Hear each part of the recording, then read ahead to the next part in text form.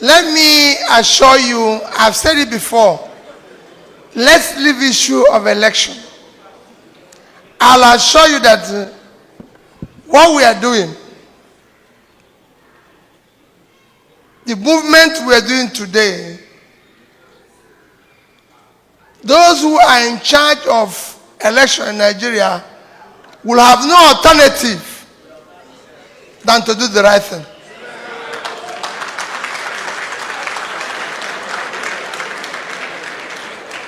When I ran for governor in Anambra State, it was like this. But eventually, they found out that they had no alternative. And I assure you, this will happen.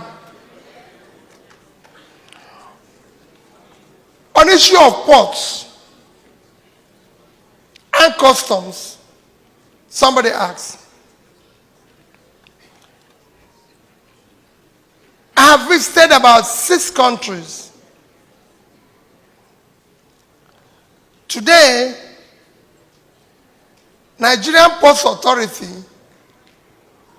which is supposed to be one of our great revenue generating agencies, is not doing or contributing up to 50% of what is expected from them. And also, issues we talk about customs. Customs live in the same society as political leaders live. As long as the political leaders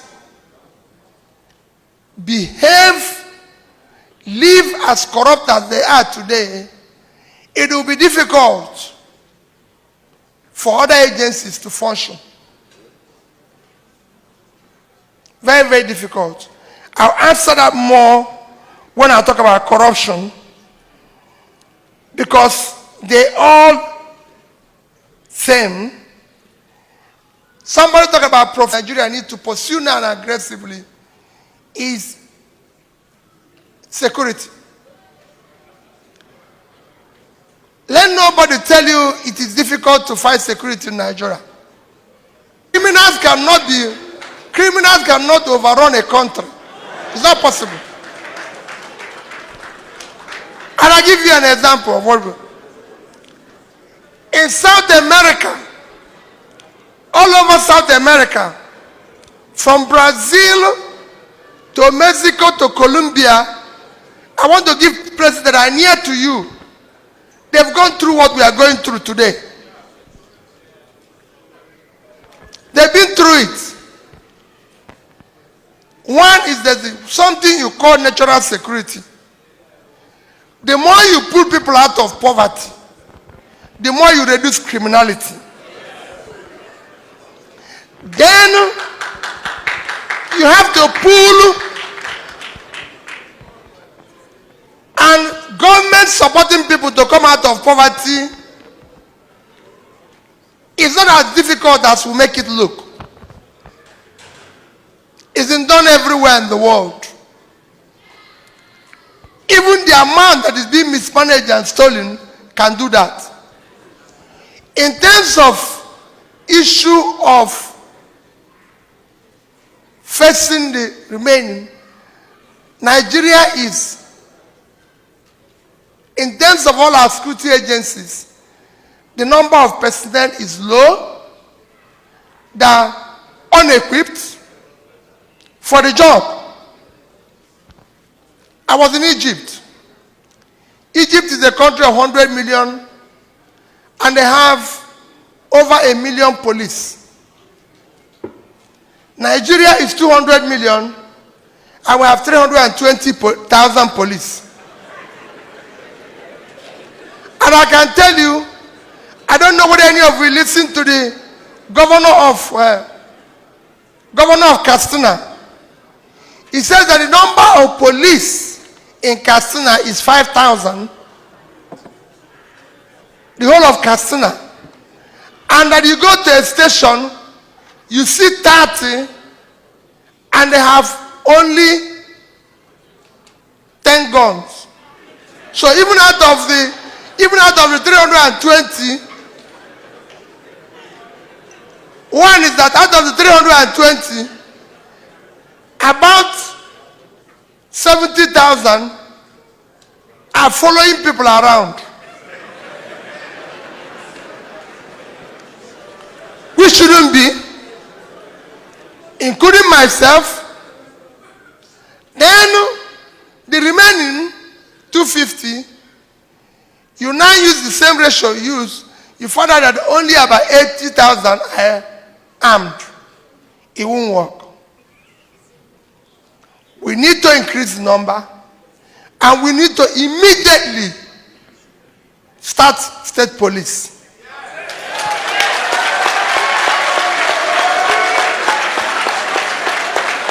There's no reason why we should not have community policing. We want to secure the place. So what is the fear of not having police all over the place? We need multi-level policing. That's what happens in every society. So it is not, so professional. Be rest assured, I can tell you, we can't talk about, we don't want you to come home. Professional, I don't want you to come home. We don't want the foreign investor to come or anybody. Everybody coming home or anybody coming to invest, even if the profit is 200%, you have to be alive to enjoy your profit. You're not going to die, no? So, we must secure the place. It is number one item. And I assure you, I've been through it before. This one will not be different. Issue of Abacha loot and corruption. Let me tell you about me and looking at the past. There are things that I say people don't like.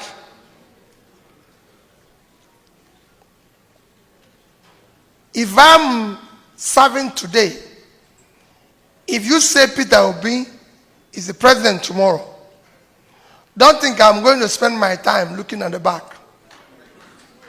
Let me finish. Let me finish. I didn't say people at the back, nothing will happen to them. It's not my business. Those who are doing it can do it. But let me tell you, those who think about yesterday and today will miss tomorrow. God gave us eye for the front. Nigeria is too huge with too much talent to deal with the future. I've served as the governor. Anybody who tell you there's corruption, anywhere you see corruption, those in leadership are involved. If you, the leader, is not stealing, your family, your wife and children are not involved, those around you are not involved, you reduce it by 70%. And I've challenged everybody. And I've challenged everybody, and I'm challenging you. Go to Anambra State for the 8 years I was governor and show me what is missing there. Because the way it works is that you add your own. When you put your own, the commissioners or the ministers will put their own. The permanent secretary will put their own.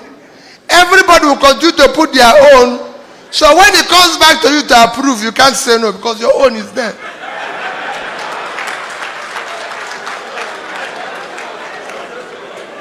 If your own is not there, it's impossible. It couldn't have been possible for Anambra State. In 8 years, we did not borrow money. We didn't borrow money from anybody. We paid whoever we were owing. And I say it, and all of you, it is in banks in Nigeria. You have contacts in all those banks.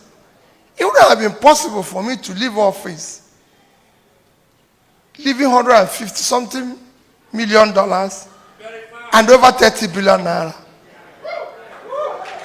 You know, there are monies nobody said I should keep them. So if you're not stealing, and that goes with what I'm saying about cutting the cost of governance. The cost of governance in Nigeria is totally unacceptable. It is not possible. There's no way. If you wake up tomorrow morning and anybody sees the Prime Minister of Canada in 30-something vehicles on the road, I don't think he will remain the next day. Will he? That is the crisis we face. I don't think anybody has seen the wife in convoy. No, it's important you know this. This is the crisis we face. I face it as a governor, and these are the waste we want to curtail. When I was governor, I faced the fact that people say, oh, you're the only governor without office of first lady. I'm very close to my wife. 2 of us live in the house and everything. But throughout the campaign, just like I'm going now, she never campaigned. Nobody voted for her. And suddenly, she appears from nowhere and being catered for government. These are the confusions we need to remove. You know that.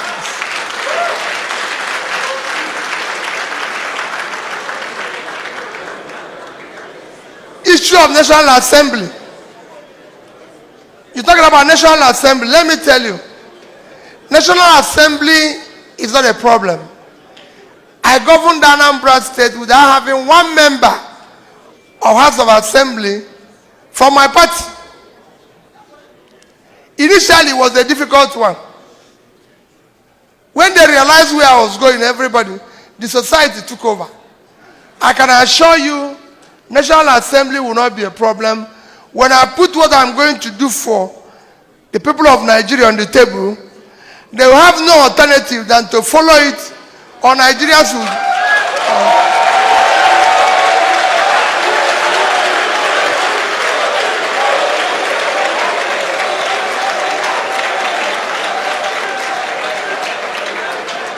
Let's deal with the next 5. All right. Thank you, Your Excellency. This question is from Yo-Yo Common Sense Sister. What is your policy for gender equality? Women having access to credit, more opportunities in political offices, and educating the girl child in Nigeria and its impact on the economy. This is from Buki Ojo. What will it take you to do restructuring, tribal segregation, and religion? This is from Igbo Union of Canada. How can you solve the problem of power sector differently from previous government? What? How can you solve the problem of power sector differently? Power. Yes, power sector. Yeah, the power sector differently from previous government. This is from Cynthia Okudili from POSN. With the surge in migration of healthcare professionals, how do you plan to create sustainability and reverse this trend? This is from Benjamin Orokeke, Junit from POSN as well. With the loading rate at this is not clear. Please, your handwriting is not visible. I'll take the last one from here, Your Excellency. This is from Dr. Dave Wabo. How will you solve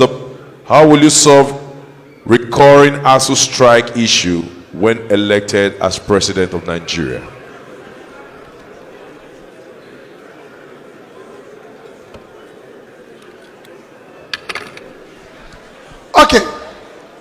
Well, we started with gender equality.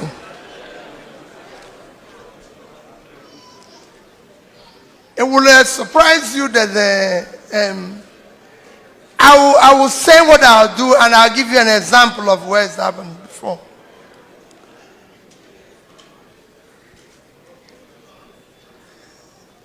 One of the greatest assets we've not utilized is investing in women.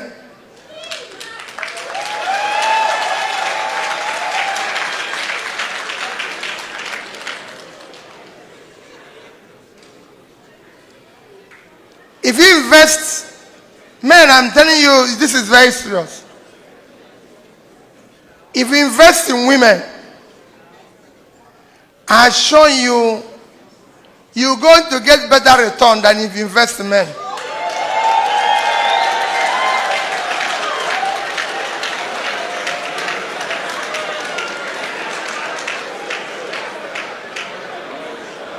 Because why?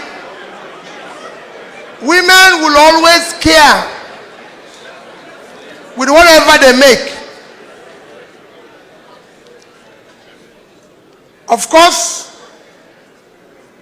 I don't need to tell you about my own success as governor. I can tell you, before I became governor, I was chairing one of the successful banks in Nigeria. My people I work with are here. Our treasurer was a woman. Our risk officer was a woman. And I'm the chairman. These two persons will always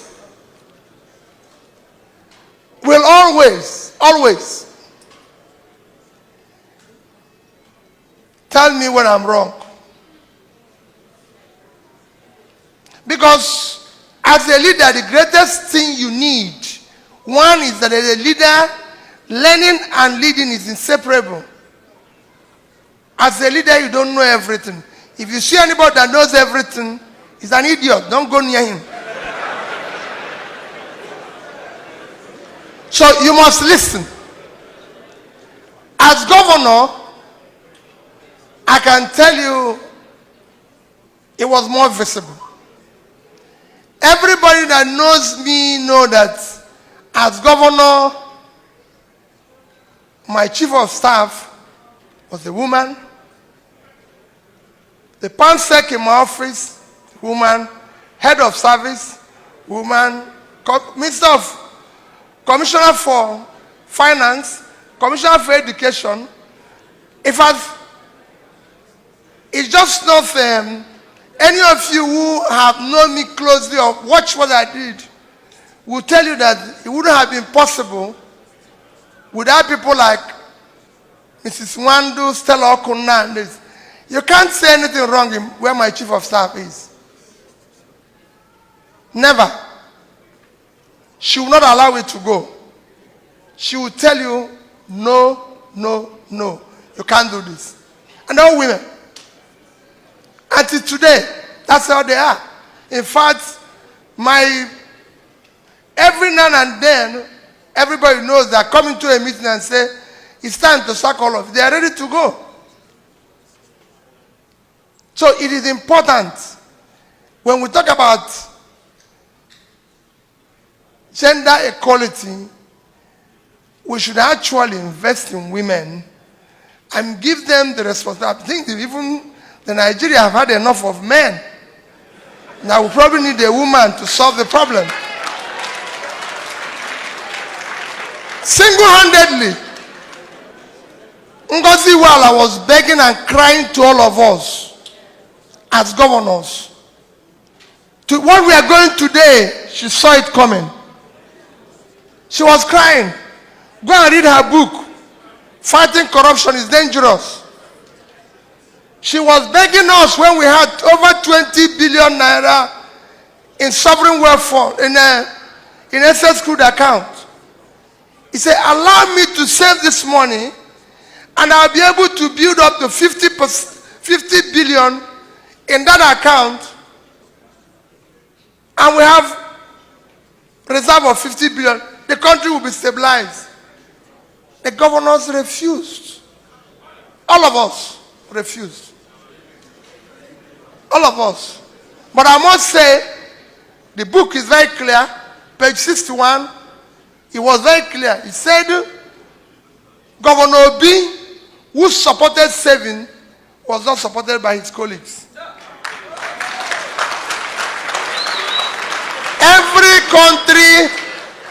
Every country in the world saves. Every human being saves for the future. Except Nigeria.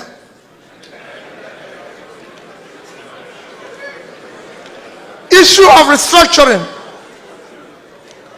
Well, somebody asked about restructuring. I just talked about state police. One of the greatest and the most important thing about restructuring is security. I believe in it. We must lay the foundation that is proper for our enduring federal system of government. And that is restructuring the country to make it more competitive. Federal government have nothing to do with education. It's waste of everybody's time. All these have cut-off points, have this and this. No. You're wasting everybody's time. If these people want to go to school, they go to school. If these people don't want to go to school, it's their business. We must deal with all those issues and make the country more competitive. Power sector. Let me tell you, power sector is one place that I look at and I tell you there's something wrong with Nigeria.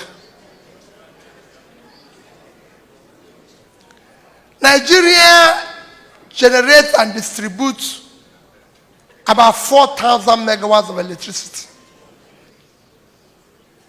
Biggest country in Africa, and they generate